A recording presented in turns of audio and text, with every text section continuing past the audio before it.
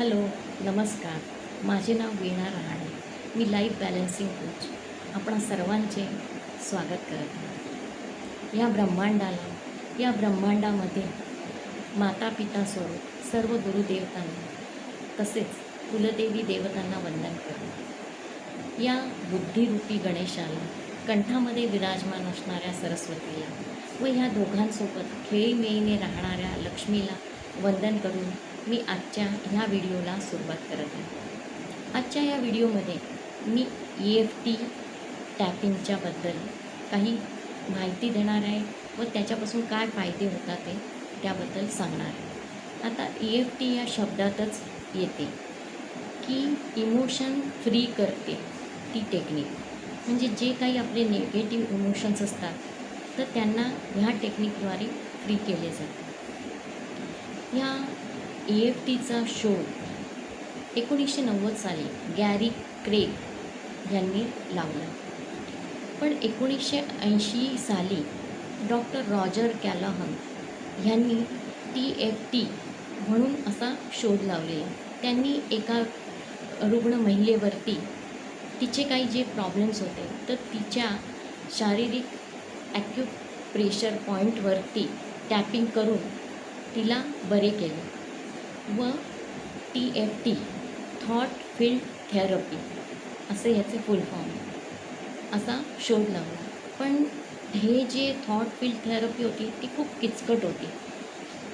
तर त्याला सोपे करण्याकरता गॅरी क्रेग ह्यांनी जो आपला मनावर आघात किंवा ताण होतो तर ह्याला अनुसरून आपल्या चेहऱ्यावर आपल्या पूर्ण चेहऱ्यावर शरीरावर आणि डोक्यावर जे काही ॲक्युप्रेशर्सचे पॉईंट आहेत तर त्याच्यावर टॅपिंग करून EFT ही पद्धत विकसित केली.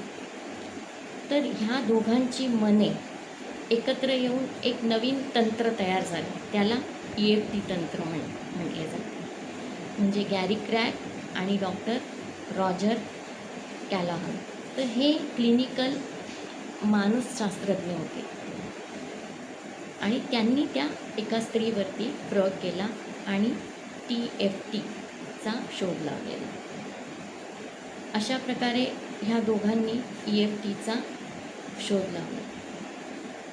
आता ह्या आपल्या ज्या काही इमोशन्स असतात तर आपल्या शरीरात रक्तवाहिन्या नाड्या असतात तर त्यातनं प्राणवायू जात असतो, ऊर्जावहन होत असते.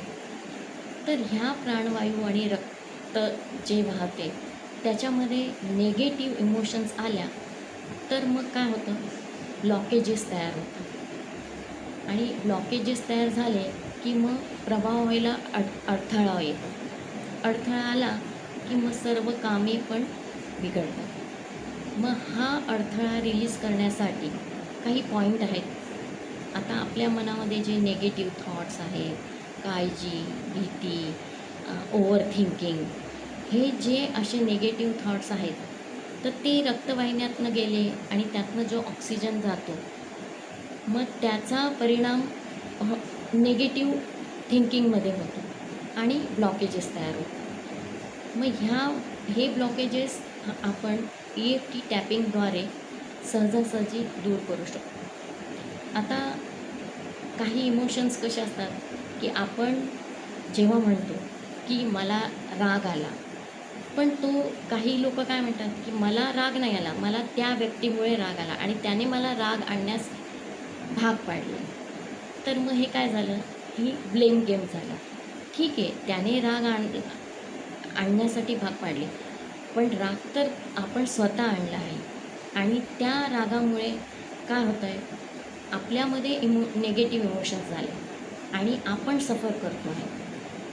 तर जरी दुसऱ्या व्यक्तीने आपल्याशी वाईट वागले पण ते घेणं हे आपल्यावरती आहे. तर आपण कुठल्या पद्धतीने ते घ्यायचे हे आपल्याला टॅपिंगद्वारे जर आपण हे जे थॉट्स आहेत ते ॲक्सेप्ट केले की जरी निगेटिव्ह आहे आणि मी ह्याला 100% जबाबदार आहे. ह्या टॅपिंगद्वारे आपण जे असं बोलतो की मी 100% जबाबदार आहे तर ह्यातच आपलं 50% काम पूर्ण होऊन जातं. मग जास्त आपल्याला ताण द्यावा लागत नाही आणि आपले मन हलके होऊन जातं. आता आपण समजा एखादं नवीन घर घेतलं, तर नवीन घर किंवा बंगला घेतला, सगळं पोझेशन मिळालं, पण जोपर्यंत इलेक्ट्रिसिटी किंवा लाईट त्या घरात येत नाही, तोपर्यंत आपण त्या घरात राहायला जाऊ शकत नाही. कारण इलेक्ट्रिसिटी खूप महत्त्वाची असते. ऊर्जा असेल तरच आपण ऊर्जा असेल तर आपण आनंदाने तिथे राहू शकतो आणि त्या घराचा उपभोग घेऊ शकतो.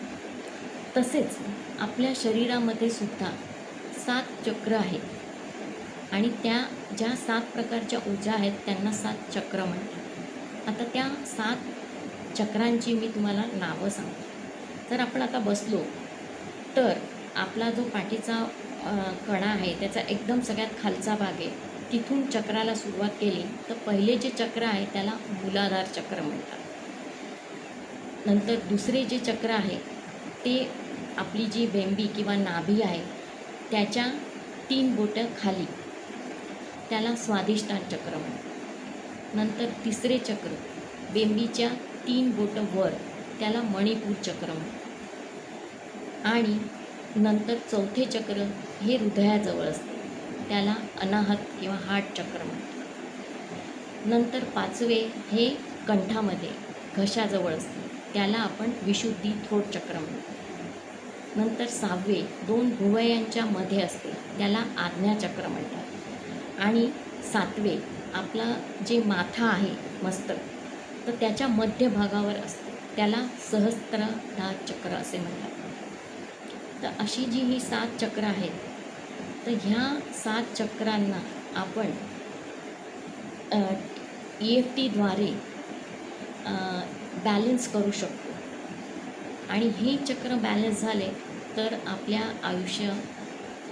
आयुष्यात जे काही निगेटिव्ह विचार येतात तर त्यांनाही आपण पॉझिटिव्ह करू शकतो व आपले जीवन सुखसमाधानी करू शकतो.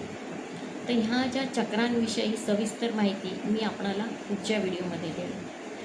आता आपल्याला जर हा व्हिडिओ आवडला तर मला लाईक करा, शेअर करा आणि सबस्क्राईब करा आणि कमेंट्स लिहू शकता. थँक्यू.